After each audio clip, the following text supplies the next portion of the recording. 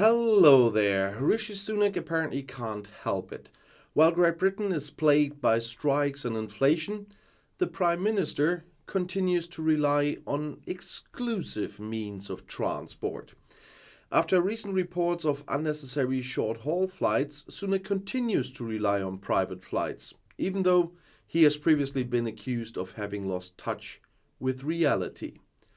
Helicopter flights and again the private jet.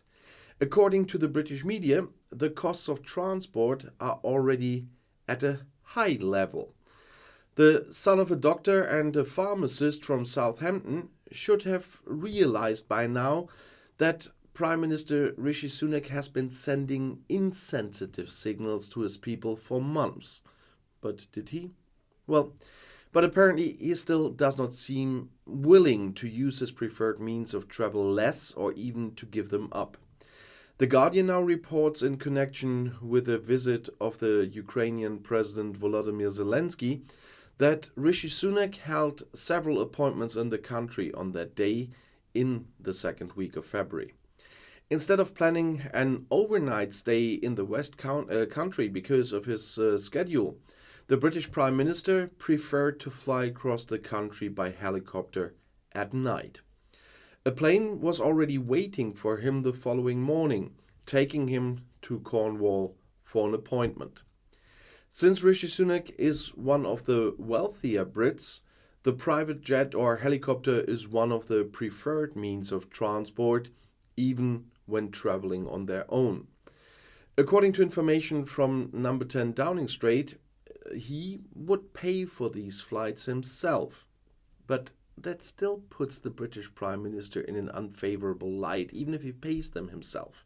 Short flights, which can possibly also be managed with another means of transport, send an unfavorable signal to the British population from a socio-political and climate political point of view.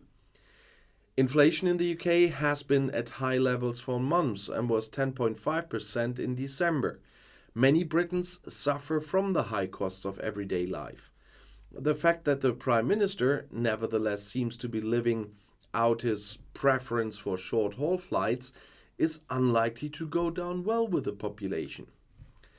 The biggest strikes in decades are taking place in Britain at the same time.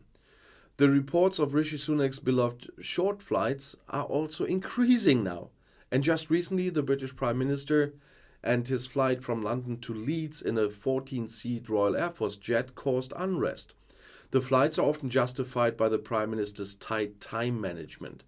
However, the controversy plays into the hands of his political opponents and says a lot about his bad management. But the opponents accuse Sunak of losing touch with reality. And in addition, the British Tories have been trying in vain for months to get their poll numbers out of what we would say the basement. As Prime Minister, Sunak is all the time under enormous political and economic pressure. And that has not been a secret for a long time. But the problem is, the successor to Liz Truss and Boris Johnson inherited a difficult legacy last fall. And he's not doing well on it.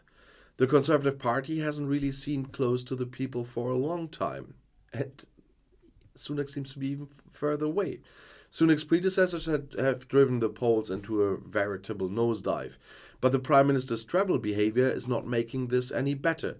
While even die-hard core voters have increasingly turned their backs on the Tories, the Labour Party has been able to gain significant support.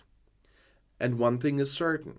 Rishi Sunak's current handling of short-haul flights will not help him gain support in his own party and among the population. However, he desperately needs it. Experts in British politics do not rule out the possibility that Truss or Johnson will continue to have ambitions to significantly influence Britain's political course again. And again, both politicians stand out with tips against Sunak. And that really could be dangerous for the incumbent Prime Minister.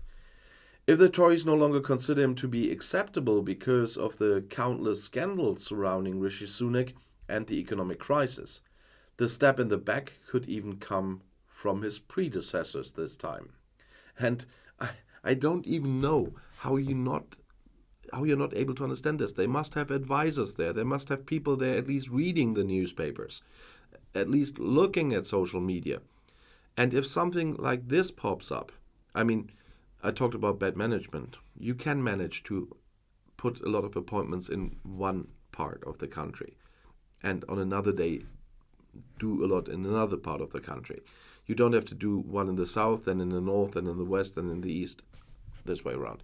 But yeah, but sometimes I have the feeling there are people who just say, oh, do as you wish, Rishi, and then go out of the door and then because that is really sabotage to let this man do this. But at least he's in office longer than Liz Truss already, or even double the time in office than Liz Truss, and so he cannot reach that record anymore. And I'll see you in my next video. I'll be back.